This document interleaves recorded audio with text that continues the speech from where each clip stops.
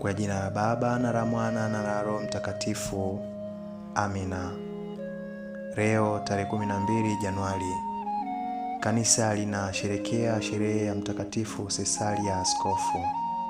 Mtakatifu Cesaria Askofu alizaliwa nchi ya Ufaransa karne ya 5. Baadaye aliteuliwa kuwa askofu wa jimbo la Halle.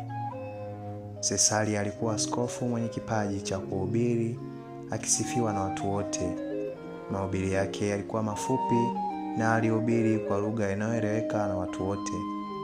Cesaria alianzisha konventi ya kwanza ya watawa nchini Ufaransa mwaka 512. Katika konventi hii walikaa wasichana wasioolewa pamoja na wajane.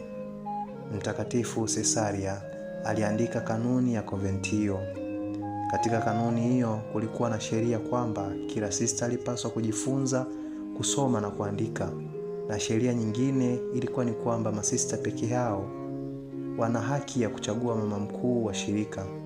Hata hivyo, alimtaka dada yake ambaye alikuwa mama mkuu wa kwanza kushiriki katika uchaguzi huo wa kuchagua sista waliyemtaka waongoze. Chini ya uongozi wa mama mkuu wa kwanza walipata miito mingi, na baada ya muda mfupi wakapata watawa 200. Karama yao ilikuwa kuwatunza na kuwaelimisha vijana, kuwahudumia maskini na wagonjwa.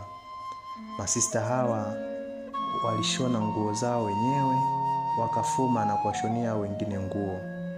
Vile vile watawa hawa walifanya kazi ya kunakili vitabu, kwa sababu uchapishaji wa vitabu ulikuwa bado haujavumbuliwa.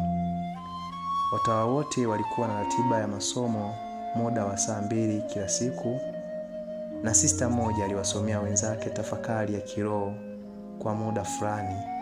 Wakati walipofanya kazi, hawakumruhusu mtu yoyote kuingia katika kasuru ya nyumba yao. Askofu Cesaria aliwatia moyo kwa kuwaongoza kiroho. Aliwagusa sana kwa mafundisho yake ambayo yaliwatia hamasa ya kuishi maisha ya kitawa na kutoa huduma kwa watu wengine, hasa wale waliokuwa na mahitaji. Masista hawa walifanya mengi sana kwa ajili ya Mungu na watu, hasa wale ambao hawakuwa na msaada wa mtu yeyote. Basi baadaye Mtakatifu Cesaria aliaga dunia mwaka 529.